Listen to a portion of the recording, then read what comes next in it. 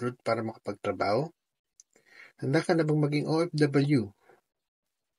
Isa ako sa mga sumubok na magtrabaho sa abroad para mabigyan ng magandang kinabukasan ng aking pamilya. Mahigit 30 taon ako sa Middle East. Sa panahong iyon, marami din akong mga naging karanasan at mga natutunan. Nais kong ibahagi ito sa mga gustong makipagsapran sa ibang bansa. Sana ay makatulong itong aking site para makapaganda kayo sa kapalaran na gusto niyong abutin. Ang pag-uusapan po natin sa araw na ito ay ang mga sumusunod. Kung ano ang mga pangunahing hamon na kakaharapin ng isang OFW, mga tips sa career development, mga tips tungkol sa safety at security sa bansang pupuntahan, mga tips din sa remittance at taxes, at ang pag-apply sa mga lehitimong ahensya upang maiwasan ang mga posibleng scam at mapagbilinlang na recruitment. Umpisahan na po natin ang unang topic. Ang pangunahing hamon na kakaharapin ng isang OFW ay ang pag-a-adjust sa bagong pamumuhay at kultura sa bansang pupuntahan, lalo na kung iba ang wika ng bansa. Narito ang ilang tip para matulungan kayong mag-adjust.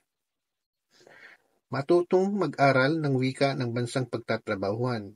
Kahit basic lang, malaking tulong ang makapagsalita ng ilang pangunahing salita at phrases sa wikang lokal.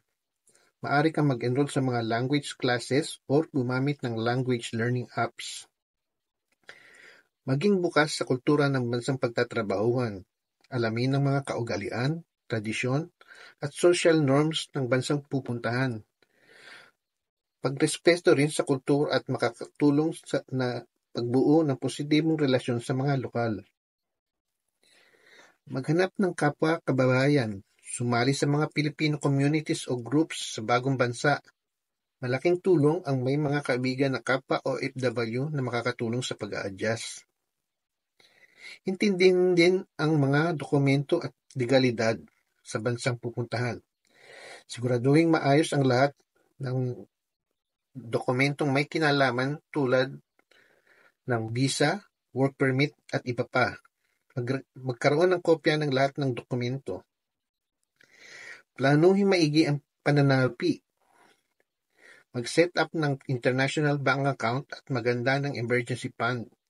Alamin ang cost of living sa bagong bansa at mag-budget na maayos. Maigi ding planuhin ang mga gastos, ang pag-iipon, gayon din ang halagang ipapadala sa ating mga mahal sa buhay o pamilya. Maglaan din ng pera o mag-impok para sa emergency situation. Itabi ang ilang bahagi ng ating kita o sweldo para sa ating inaasahang gastusin. Makakatulong din na ilaan ang parte ng ating kita sa investment. Mag-invest tayo ng tama, sapat, at wisely sa mga stocks, bonds, or mutual funds para sa pangmatagang paglago ng pananalapi. Nakakatulong din ang pag-iwas sa utang o pag-apply ng loan. Isiping mabuti ang pagbabayad ng mataas na interes sa mga loans. Normal lang na makakaramdam ng homesickness ang mga first-timer. Regular na may kapag-ugnayan sa pamilya at kaibigan sa Pilipinas para mabawasan ang pagkalungkot. Isaalang din natin ang ating mental na kalusugan. Humingi ng suporta sa mga katrabaho, kaibigan kung kinakailangan o makipag-ugnayan sa mga health professional kung kinakailangan. Mag-ingat sa kalusugan. Alamin ang healthcare system sa bagong bansa. Magpa-register para sa health insurance. Panatiliing malusog ang pangangatawan at kaisipan. Kung maaari ay maglaan ng oras sa ehersisyo, kumain ng tama, healthy, balancing pagkain at magkaroon ng sapat na tulog. Dapat alamin din natin ang mga schedule ng bakuna at medical check-up sa pinagtatrabahong ahensya o kumpanya. At siguraduhin na nakakapag-vaksin tayo at nag-a-undergo ng medical check-up. Isunod naman natin ang tungkol sa ating career development tips. Patuloy na mag-develop ng bagong skill or kakayahan. Kahit na po tayo ay natanggap na sa trabaho sa bansang in-applyan natin, ay hindi dapat titigil sa paghasa ng ating mga skill or kaalaman. Sikapin din natin na pag-aralan ang mga gawain ng susunod na pwesto sa trabaho na kung sakali man o balak natin na ma-promote ay at tayo ay magkaroon ng pagkakataon na magawa natin ang trabaho ng ating sinusundan. Halimbawa, kung may absent man or may nag-leave tayong kasamaan na maaring ikaw ay pumalit sa trabaho nito, ay sikapin na aralin kung ano man ang trabaho niya. Para na rin makatulong tayo sa ating kasamaan or may matutunan tayo na kapang skill or kaalaman. Subukang makisama sa mga katrabaho at yun din sa ating mga supervisor at kahalubilo or mga kliyente. Maghanap ng posibilidad na ma-promote trabaho o sa mga bagong mga job openings kung maaari, kung anumang negosyo na maaring maitayo or masimulan. Dapat magkaroon ng bago at updated na kaalaman sa industriyang pinasok natin. Ugaliing sumama o mag-attend ng workshop, seminar at online courses para maging updated nga sa mga bagong kaalaman. Mga tips naman para sa safety at security. Mag-research tungkol sa bansang pupuntahan. Alamin ang mga batas, kaugalian at safety concern. Alamin din ang maitutulong ng Embahada ng Pilipinas sa lugar na pupuntahan. Kung maaari kayong humingi ng legal assistance at ibang benepisyo. Dapat ay alam natin ang mga balita sa lugar na ating pupuntahan.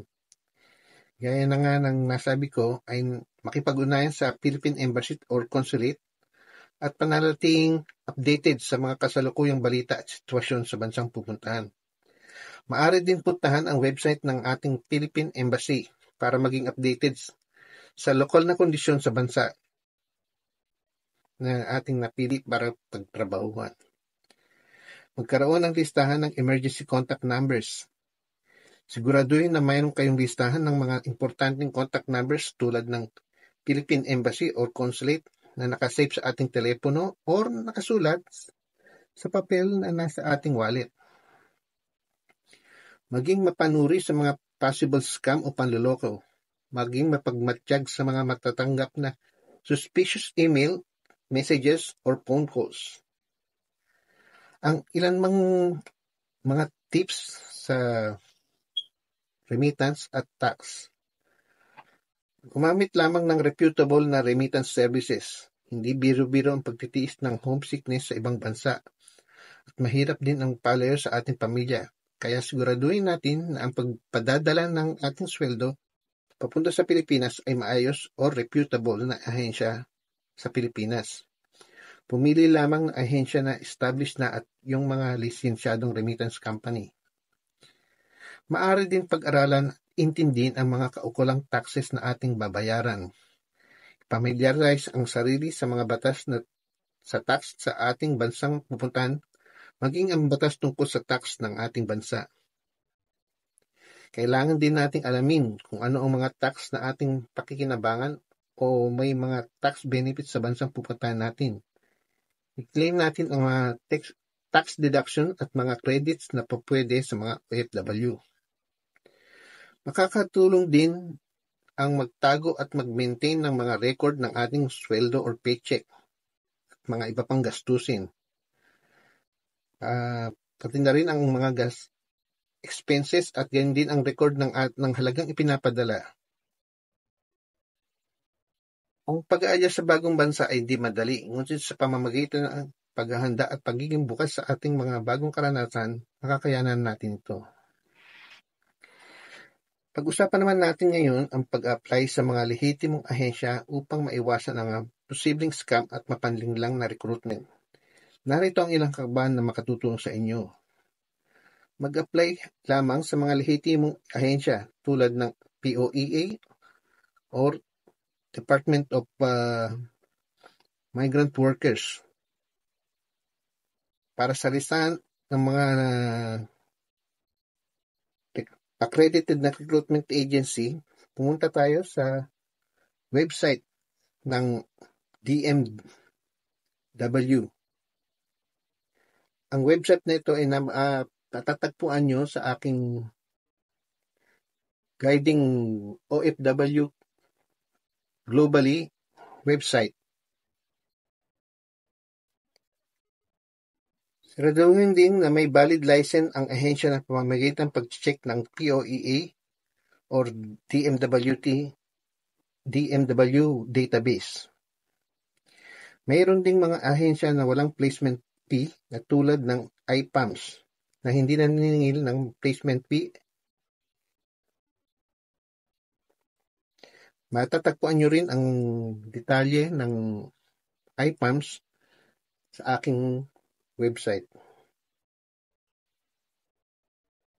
Magbasa rin tayo ng mga review at feedback mula sa ibang OFW tungkol sa ahensya upang makakuha ng idea sa kanilang serbisyo. Humingi rin tayo ng rekomendasyon mula sa mga kakilala o kapwa OFW na may karanasan abroad. Huwag mag-atiwala agad sa mga alok na natatanggap sa social media o email. Palaging i-verify ang legitimacy ng ahensya. Dumalo rin tayo sa mga pre-departure orientation seminar na sinasagawa ng POEA para sa karagdagang kaalaman at gabay. Sa ganitong paraan, makikitiyak kang ligtas at lehitimo ang iyong mga hakbang tungo sa pagtatrabaho abroad. Ingat lagi at patuloy na maging maingat sa bawat hakbang. Sana po ay nakatulong ako sa inyo mga kabayan, sa mga may balak diyang mga ibang bansa. Yun lamang po muna ang maibabahagi kong kaalaman sa inyo. Marami pong salamat mga kabayan.